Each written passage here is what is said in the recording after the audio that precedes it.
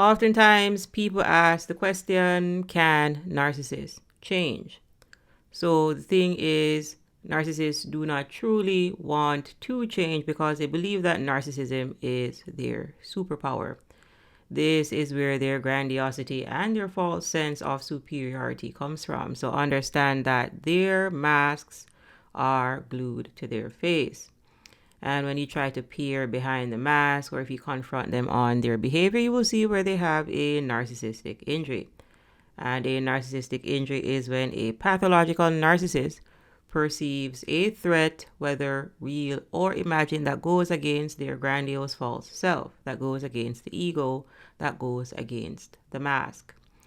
Now, if you are watching this video or listening to this audio, I can almost posit that you had a spiritual awakening after your narcissistic abusive entanglement. So, a spiritual awakening or the dark night of the soul or an ego death essentially is a recalibration process that you go through where you let go of the ego and you tap more into your true self. Now, narcissists do not want to have an ego death because they believe that they are the ego. This is the core of this disorder. Pathological narcissists started to dissociate from their true selves in childhood, their true spirits. And instead of connecting to this true self, they abandoned the self for a false self, that which you call the ego or the mask. The mask is what you have been interacting with. The mask is what you probably fell in love with. And pathological narcissists have this mask or these masks glued to their face. They do not want to have an ego death because they believe that they are the ego. However, understand that we are spiritual beings having a physical experience. We are spirit, or if you want to say prana, chi, life force, source energy, the watcher, the observer, governing a physical body with access to tools or faculties, namely our mind power, our willpower, and our emotions. We have a body, but we are not the body itself. For example, if you go to a funeral, well, body will be in the casket. However, you cannot now interact with the life force energy that was animating the body. So spirit moves on to another dimension because energy is neither created nor destroyed. Again, we are not our bodies. We have a body. In the case of an amputee, for example, well, someone may lose a limb, but this does not mean that they have lost themselves because, again, we have a body. Similarly, we are not the mind. The mind is not physical. The mind is not the brain. The brain is a part of the physical body. Our mind is not physical. We use our minds to think, to brainstorm, to make decisions. Similarly, we are not the emotions. Emotions are energy in motion. You feel anger, you feel guilt, you feel courage, and so on. You are not the emotions itself. And similarly, you are also not the will. You have a will. And with a developed will, you will be very disciplined. And with an underdeveloped will, then oftentimes people are compulsive and or impulsive. So you can think about the willpower like a muscle. And again, that muscle can get weak, which is why you need to replenish the willpower. Or we can say that someone has lost their will. At our core, we are spiritual beings having a human experience. However, when it comes to pathological narcissists, they dissociated from their spirits. They started this in childhood. Instead, they have identified with the mind. And they have identified with the mind because they believe that they are the ego. And the ego is a mind-made construct. It is the figment of a child's imagination that now exists inside of an adult's body. And if someone believes that they are their minds, then that means that they are losing their minds, because your mind is a tool that you use to make decisions. So understand that when you're dealing with pathological narcissists, well, the captain has abandoned the ship. The driver is in the back seat. They are as close as you can get to being unconscious.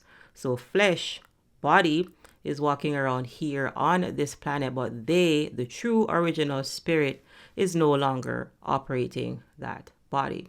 And this would be very similar to what you know as a zombie. This is why you cannot truly know a pathological narcissist. Technically, they don't know themselves, so you can't know them, and technically they do not exist because they started to dissociate from their true selves in childhood. Again, pathological narcissists believe that they are the mask. They believe that they are the ego. And this is why when you question them, this causes a narcissistic injury. Because a narcissistic injury is when a pathological narcissist perceives a threat, whether real or imagined, that goes against the grandiose false self, that goes against the ego, that goes against the mask. And that would be similar to me coming on here pretending that I am Wonder Woman. And if you do not validate my Wonder Woman mask, then I'm going to get upset with you. Then I'm going to run off and pretend to be Spider-Man with someone else. And if they don't validate that Spider-Man mask, well, I'm going to create another mask, because that is what the mind does.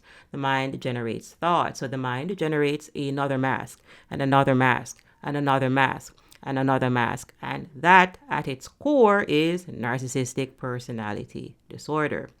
It is a psycho-spiritual illness. So understand that when we are talking about the psyche, we're talking about the personality, we're talking about the soul. So they have an impairment at the level of their mind power, their willpower, and their emotions. At the level of mind, they are losing their minds. At the level of emotions, they are based in shame and they cannot move past their pride. So they do not have access to higher level emotions such as courage, neutrality, acceptance, love, empathy, peace, and so on.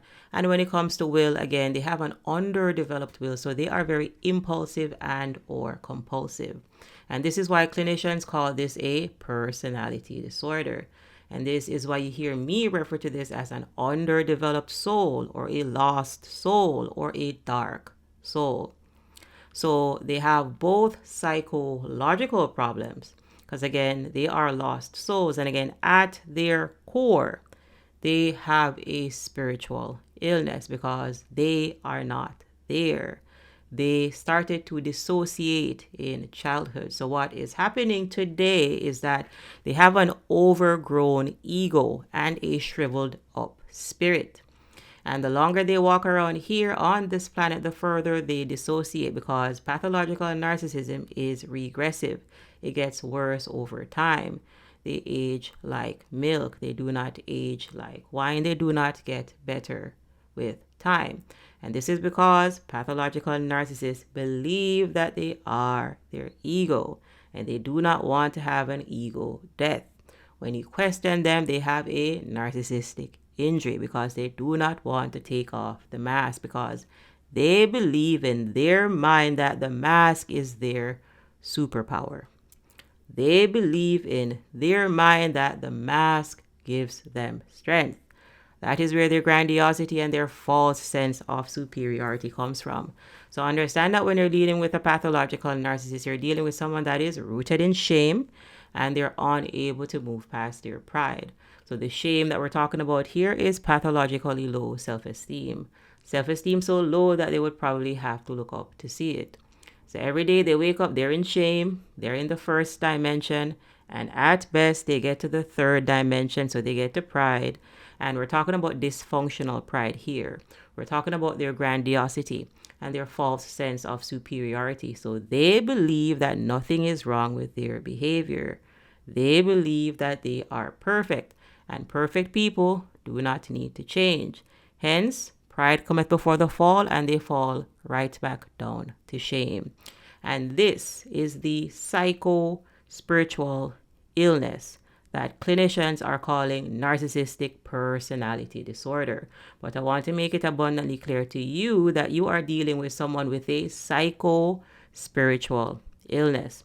Clinicians will not be talking about the spiritual aspect of this because most clinicians study from a book called the Diagnostic and Statistical Manual for Mental Illnesses, which is governed by the American Psychiatric Association.